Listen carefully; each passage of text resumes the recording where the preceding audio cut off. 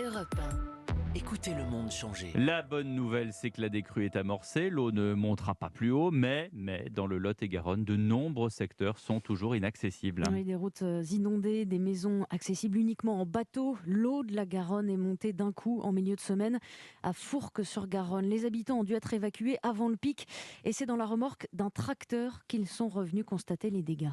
Nous, on essaye d'être le plus serviable possible par rapport aux gens qui sont dans la mouise, quoi, en fait. Franchement, bravo et merci à eux. Les dégâts sont impressionnants là. Il y a pas mal de dégâts. Le sous-sol est encore inondé. Il y a encore environ 1,10 m d'eau en gros. Ce qu'on a mis sur Parpin, ça a monté tellement haut que c'est foutu, quoi. Tout l'électroménager, c'est-à-dire lave-linge, lave-vaisselle, sèche-linge, congélateur. Et en bas, il y avait une pièce en placo. Le placo, c'est foutu. Non, franchement, c'est angoissant. Ça nous était jamais arrivé.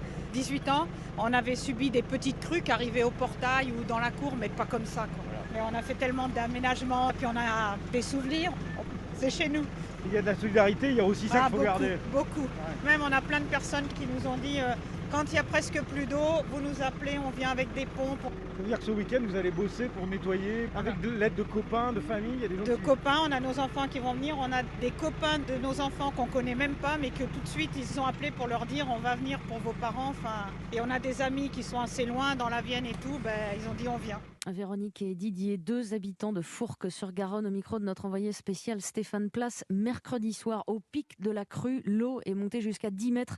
C'est du jamais vu depuis 40 ans à Marmande, où le maire Joël Auclay pense déjà à tirer un bilan de cette catastrophe. Il faut regarder comment sont les digues, maintenant qu'elles ont moins de pression, mais elles sont gorgées d'eau évidemment. Et puis il y a les rives du fleuve, où là il faut être très attentif parce que c'est toujours au moment de la décrue qu'il peut y avoir des effondrements. Et puis il faudra comprendre comment la crue s'est déroulée, parce qu'elle a eu un comportement un peu particulier avec parfois des hausses très rapides. Ce qui est sûr, c'est par rapport à 1981, les routes ne sont pas les mêmes. On a surélevé la route du pont suspendu, la rocade a créé une autre route d'accès pour le pont qui franchit la Garonne. Tout ça a modifié évidemment un peu l'entretien des fossés, probablement. Il faudra une mission d'information là-dessus. C'est important de comprendre ce qui s'est passé pour être meilleur la prochaine fois. Bonjour Magali.